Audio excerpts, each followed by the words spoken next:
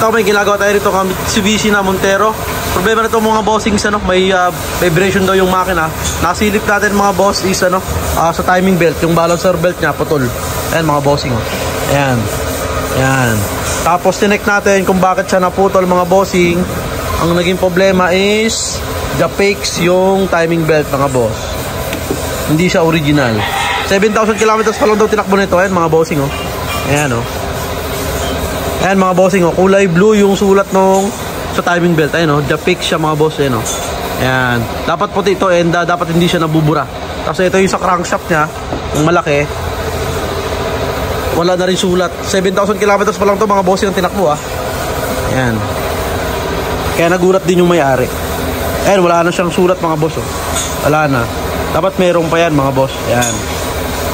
Yan ang problema mga bossing. Japex yung timing belt na kinabit sa kanya. Pag mga ganito mga bossing, pag may mga unit kayo mga boss, kailangan sa legit shop and legit tindahan or direct kayo sa kasa pag kayo bibili ng pyesa para 100% sigurado mga boss. Dito sa amin 40,000 kilometers ang warranty namin pag kami nagpalit ng timing belt mga boss, para para 100% na sure and mayroon kayong babalikan mga boss. Ayan ang laban natin sa customer natin. 40,000 kilometers mga boss Yan ang warranty natin para safe. Alright.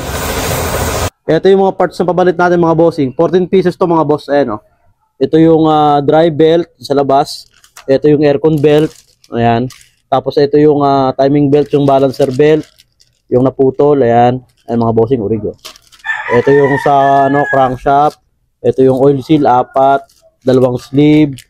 Ayan dalawa yan. Yung sing-sing niya. Tapos 4 na bearing. Yan mga bossing. Di bali 14 pieces yan. Tapos etong adjuster tensioner. Na lang, balik lang natin kasi okay pa naman siya. Matigas pa siya mga bossing. Ayan Ayan. Basta matigas pa at hindi siya nakakamay. Pagka kinamay mo lumulubog yung palitan na. Ito kailangan mo pa siyang igato para lang malagyan ng pin. Ayan mga bossing. Ayan. Kaya balik lang natin to kasi medyo mahal din to mga bossing. Ayan. Okay pa naman to, pwede pa naman to. Mga isang isang timing belt pa kaya pa to mga boss. Sa sunod na timing belt palitan niya na to. Ayan. Saka wala din naman tagas mga boss. Ayan. Ito dito natin makikita kung kung fake yung timing belt mga bossing. Ayan Pag yung niya, yung pagkaka-imprenta niya medyo mapush siya mga boss. Japex yan mga boss. Ito mga bossing, original to mga boss. Ayan Saka magaan siya. Ayan. Magaan to. Compare mo ron sa sa tinanggal natin.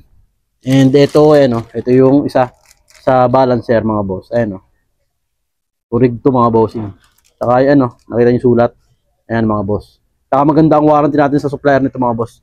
Kaya kaya wala tayong kabarito na pagbigay ng warranty ng 40,000 kilometers kasi maganda yung bigay na warranty sa atin ng ating supplier mga boss. Alright.